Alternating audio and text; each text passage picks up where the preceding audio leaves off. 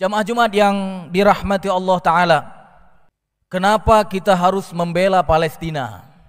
Tentu kita sudah sering mendengar alasan kenapa kita diperintahkan untuk membela Palestina. Pada hari ini khatib ingin menyampaikan dua sebab saja. Kenapa kita harus bela Palestina? Yang pertama, jamaah sekalian, Palestina adalah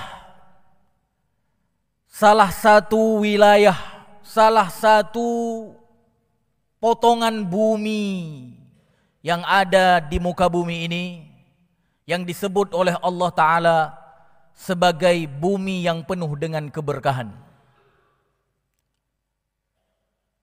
Allah Ta'ala di dalam surat Al-Anbiya ayat 71 memastikan itu kepada kita, di mana Allah Subhanahu wa taala berfirman, "Wa najjaynahu wa Lutan ilal ardil lati barakna fiha." Allah Subhanahu wa taala di situ menyebutkan, dan kami telah menyelamatkan. Siapa yang diselamatkan oleh Allah di sini? Diselamatkan Nabi Ibrahim, karena sebelumnya menjelaskan tentang kisah Nabi Ibrahim alaihissalam. Nabi Ibrahim dan Lut diselamatkan oleh Allah Ta'ala ke bumi yang disebut oleh Allah bumi yang penuh dengan keberkahan. Sebelumnya Ibrahim alaihissalam dan juga Lut berada di Irak. Kemudian karena dia diusir, bahkan bukan saja oleh masyarakatnya, diusir oleh orang tuanya sendiri, kemudian diselamatkan oleh Allah Ta'ala ke bumi yang diberkahi oleh Allah Ta'ala, yaitu Palestina.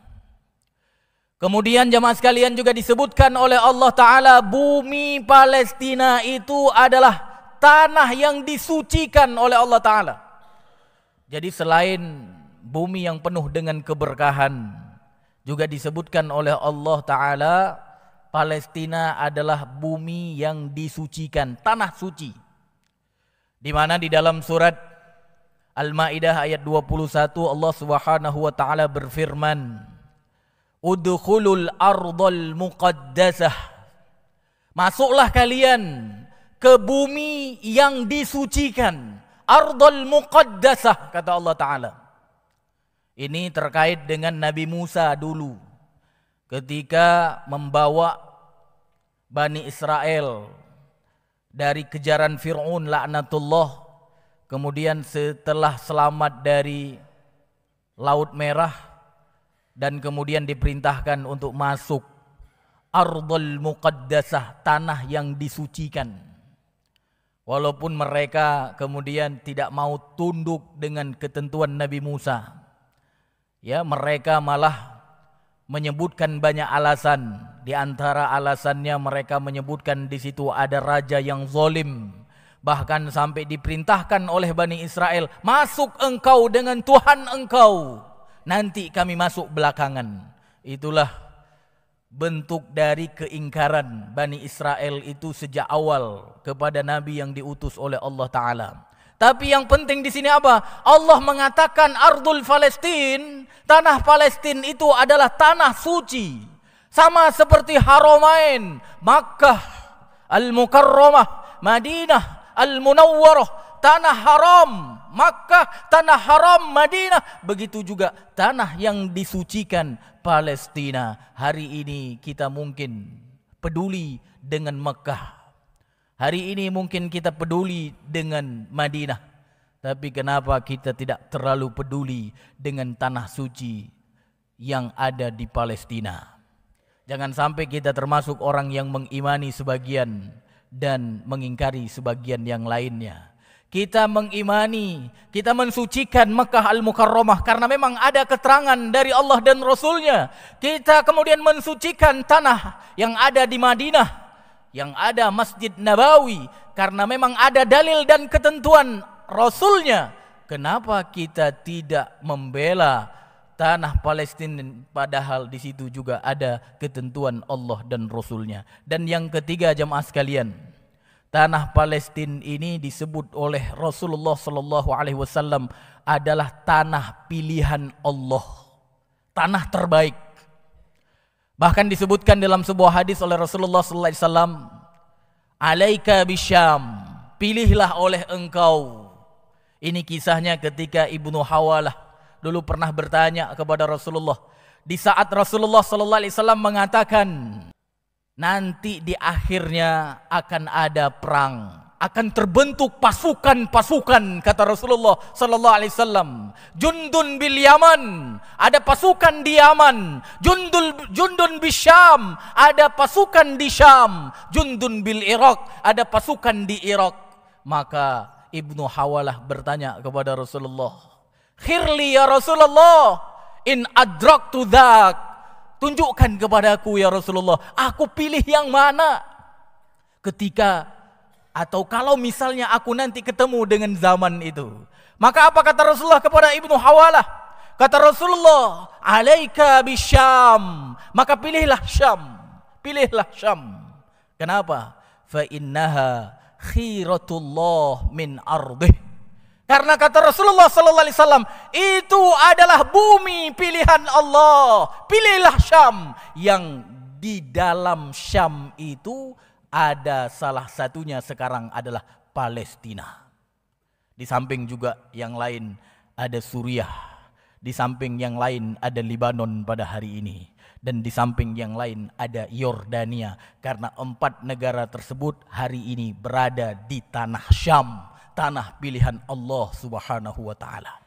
Dan Rasulullah sallallahu alaihi wasallam mengatakan, Masya Allah, yajtabi ilaiha khiratahu min ibadih.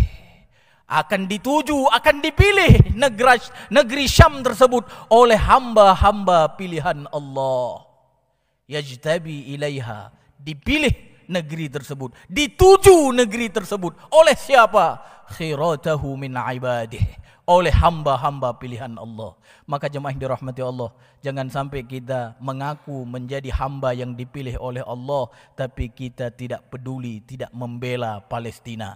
Karena orang-orang yang membela tanah Syam, khususnya Palestina pada hari ini, berarti dia termasuk orang-orang yang dipilih oleh Allah Ta'ala. Jemaah yang dirahmati Allah, yang kedua, selain karena tanahnya tadi disebutkan oleh Allah Ta'ala sebagai tanah yang penuh dengan keberkahan. Di dalam surat Al-Anbiya ayat 71 yang sudah kita bacakan. Begitu juga selain karena disebutkan oleh Allah sebagai tanah suci yang sudah kita sampaikan dalam firman Allah Subhanahu wa Ta'ala di dalam ayat 21 di dalam surat Al-Maidah. Begitu juga dikatakan oleh Rasulullah SAW sebagai tanah pilihan. Maka selain itu jamaah yang dirahmati Allah, di Palestina ada masjid yang saat ini masih dikuasai oleh orang-orang Zionis laknatullah. Masjidul Aqsa ada di sana jamaah yang dirahmati Allah, yang kata Rasulullah sallallahu alaihi wasallam, bahkan sampai disebutkan oleh Rasulullah, kamu jangan mengeluarkan tenagamu, la tushaddur rihal, jangan kau korbankan hartamu, jangan kau keluarkan tenagamu yang berlebihan, kecuali ketiga masjid, illa ila thalathata masajid. Dan salah satunya kata Rasulullah adalah Masjidil Aqsa. Dan hari ini jamaah yang dirahmati Allah, kita tidak mudah melakukan perjalanan ke sana. Padahal jamaah yang dirahmati Allah, disebutkan di dalam sebuah hadis, Nabi Sulaiman bin Daud dulu setelah merenovasi Masjid Al-Aqsa, kemudian beliau berdoa kepada Allah. Apa doanya? Yang pertama, doa Sulaiman bin Daud atau Nabi Sulaiman bin Daud adalah, ya Allah, jadikan keputusan yang aku ambil, kebijakan yang aku terapkan tidak bertentangan dengan ketentuanmu. Maka diijabah oleh Allah, kata Rasulullah. Yang kedua adalah Nabi Ibrahim setelah renovasi Masjidil Aqsa, beliau meminta kepada Allah, ya Allah, urzukni mulkan la yambaghi li ahadin min ba'di, berikan kepadaku kerajaan yang tidak diberikan, yang tidak mungkin diberikan kepada orang-orang setelahku, dan itu pun dikabulkan oleh Allah Ta'ala kepada Nabi Sulaiman alaihissalam yang diberitakan oleh Rasulullah Muhammad sallallahu alaihi wasallam. Dan doa yang ketiga apa? Jadikan orang-orang yang menginginkan menggerakkan langkahnya yang tujuannya untuk melaksanakan salat di Masjidil Aqsa, maka ampunilah dosa-dosa orang yang salat tersebut seperti baru lahir dari rahim ibunya. Jadi Nabi Sulaiman alaihissalam mendoakan orang yang punya niat untuk salat di Masjidil Aqsa. Tujuannya memang ke sana untuk salat, bukan untuk wisata. Dia berangkat dari Masjid An-Ni'mah, tujuan ke Masjidil Aqsa adalah untuk salat. Maka didoakan oleh Nabi Sulaiman bin Daud, apa yang didoakan? Ya Allah, jadikan orang tersebut diampuni dari dosa-dosanya sehingga dia menjadi seorang seperti yang baru dilahirkan oleh ibunya. Subhanallah. Pahala itu hanya didapat oleh orang yang melakukan haji mabrur. Hanya didapat oleh orang yang melakukan haji mabrur. Tapi dengan salat 2 rakaat misalnya di Masjidil Aqsa, kita mendapatkan pahala yang serupa. Didoakan oleh Nabi Sulaiman alaihi salam, dan Rasulullah mengatakan untuk yang ketiga ini. Karena yang pertama kata Rasulullah sudah dikabulkan oleh Allah. Setiap keputusan, setiap kebijakan yang dikeluarkan, yang diputuskan oleh Sulaiman itu sesuai dengan ketentuan Allah. Dan yang kedua, ketika beliau meminta agar diberikan kerajaan yang tidak diberikan kepada orang setelahnya, itu pun telah dijawab oleh Allah Ta'ala, telah diberikan kepada Sulaiman. Tapi yang ketiga kata Rasulullah, aku mengharapkan itu juga dikabulkan oleh Allah Ta'ala. Artinya apa? 2 nabi mengharapkan kalau ada orang sholat di situ, maka seperti orang baru lahir dari kandungan ibunya. Subhanallah. Tapi hari ini tidak mudah bagi kita untuk pergi ke sana dan sholat di sana. Tidak mudah. Kenapa? Karena hari ini masih di bawah kekuasaan orang-orang yang dilaknat oleh Allah Ta'ala. Kenapa kita harus membela? Karena memang kita ingin sholat di sana, sehingga termasuk orang-orang yang diampuni Allah dosa-dosa kita, sehingga kita menjadi orang seperti yang baru dilahirkan orang tua kita atau ibu kita. Tapi hari ini jemaah yang dirahmati Allah, kita tidak mudah melakukan itu. Walaupun ada sebagian yang mungkin melakukan ya dengan izin kepada Zionis, penguasa Masjidil Aqsa saat ini. Tapi itu bukan yang kita harapkan. Yang kita harapkan apa? Bagaimana mudahnya kita hari ini ke Masjidil Haram. Bagaimana mudahnya kita hari ini ke Masjidil Nabawi. Kita menginginkan hal yang sama, mudah pergi ke Masjidil Aqsa. Maka kalau kita tak mau berjuang, itu tak akan terwujud. Maka mudah-mudahan jemaah yang dirahmati Allah, kita Muslim Indonesia diberikan taufik oleh Allah menjadi orang-orang yang bisa mewujudkan apa yang menjadi keinginan kita semua. Barakallahu li wa lakum fil Qur'anil azim. Wa nafa'ani wa iyyakum bima fihi minal ayati wa dzikril hakim. Wa taqabbala minni wa minkum tilawatahu innahu huwas samiul alim.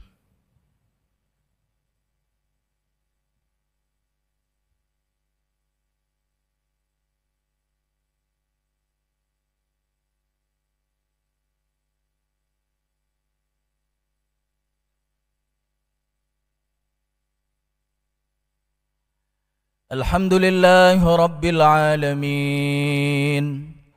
Wabihi nasta'in ala umurid dunya waddin. Wassalatu wassalamu ala ashrafil anbiya'i wal mursalin. Wa ala alihi wa ashabihi ajma'in. Ibadallah, ittaqullaha haqqa tuqatih ولا تموتن إلا وأنتم مسلمون. Jamaah Jumat yang dirahmati Allah, kalau kita lihat sejarah para pejuang-pejuang yang ingin menjadikan ketentuan Allah yang mengendalikan manusia di muka bumi ini, membebaskan Masjidil Aqsa, tidak ada dalam sejarah berhasil karena diplomasi. Umar bin Khattab adalah yang pertama membebaskan Masjidil Aqsa. 4 bulan disebutkan oleh sebagian peneliti. 4 bulan dikepung yang mengendalikan Masjidil Aqsa ketika itu, sampai kemudian mereka tunduk. Mereka ingin menyerahkan kunci kepada Umar bin Khattab. 4 bulan lamanya. Begitu juga pada tahun 1187 dibebaskan untuk yang kedua oleh Salahuddin Al-Ayyubi. Disebutkan oleh sebagian peneliti 12 hari. 12 hari dikepung orang-orang yang menguasai Masjidil Aqsa ketika itu. Jadi tidak ada sejarah musuh-musuh Allah yang mengendalikan Masjidil Aqsa itu mereka menyerah dengan hanya berdiplomasi. Tidak.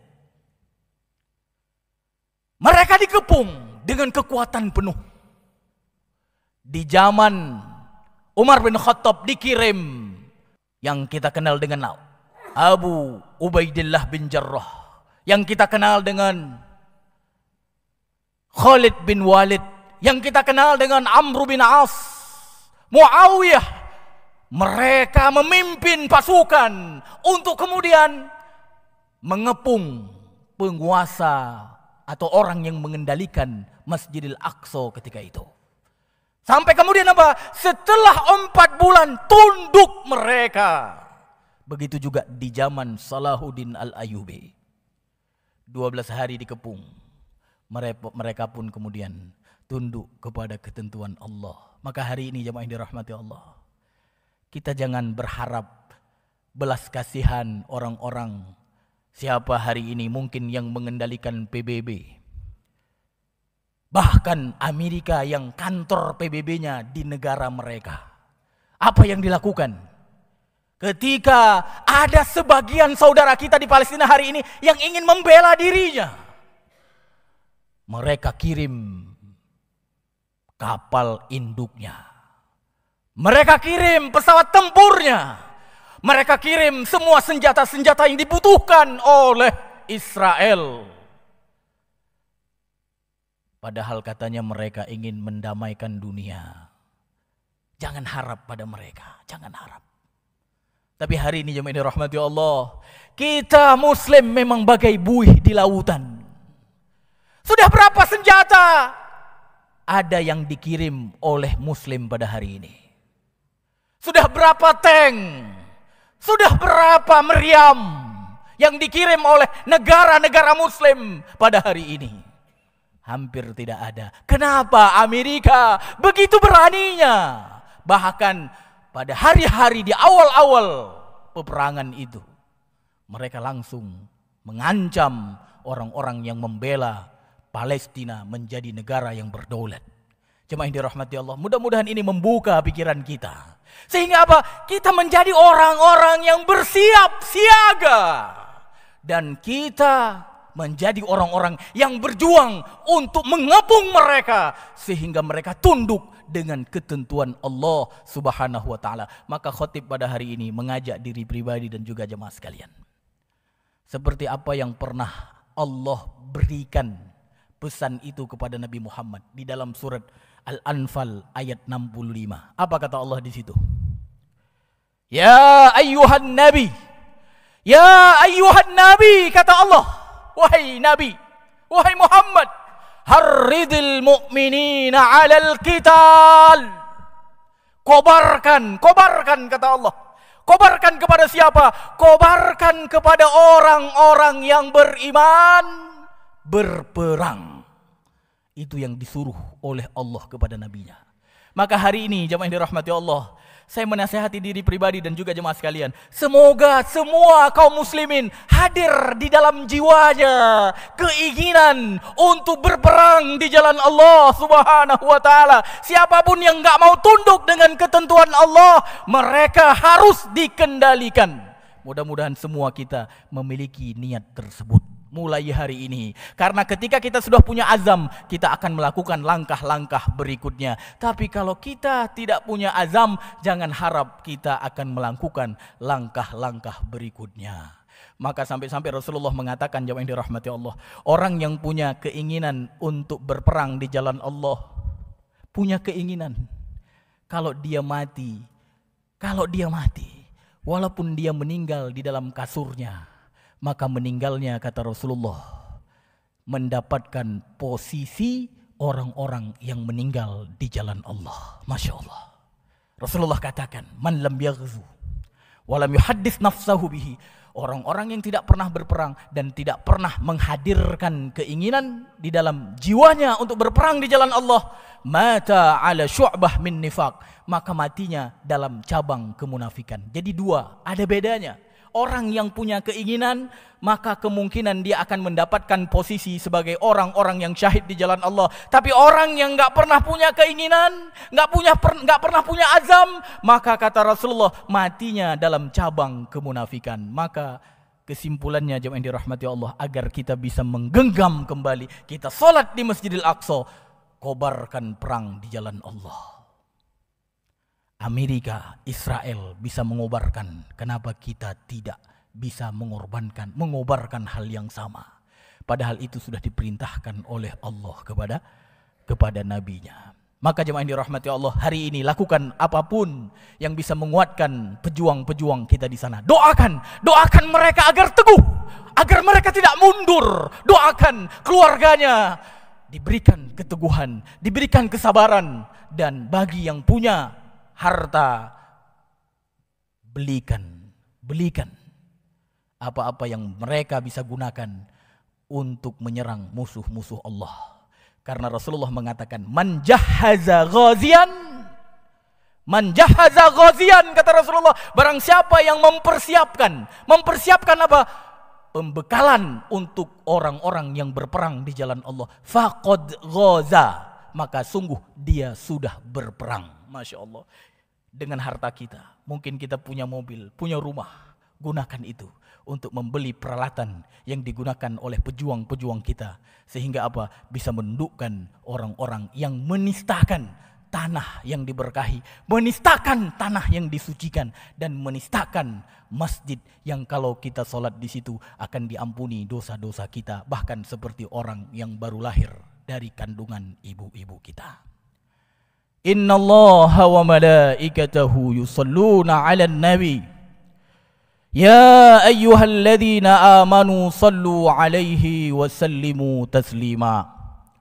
Allahumma salli 'ala Muhammad wa 'ala ali Muhammad kama sallaita 'ala Ibrahim wa 'ala ali Ibrahim innaka Hamidum Majid.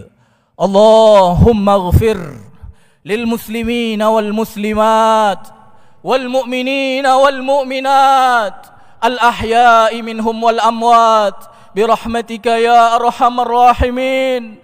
ربنا هب لنا من أزواجنا وذريتنا قرة أعين واجعلنا للمتقين إماما.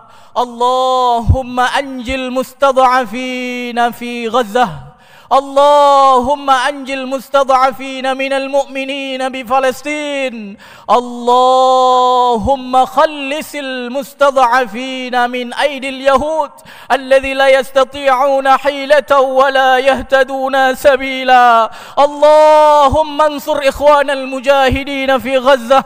اللهم انصر إخوان المجاهدين في فلسطين. اللهم انصر إخوان المجاهدين في كل مكان. اللهم أعز الإسلام والمسلمين وأذل الشرك والمشركين ودمر أعداء الدين. ربنا آتنا في الدنيا حسنة wa fil akhirati hasanah wa qina adzabannar wa aqimus shalah.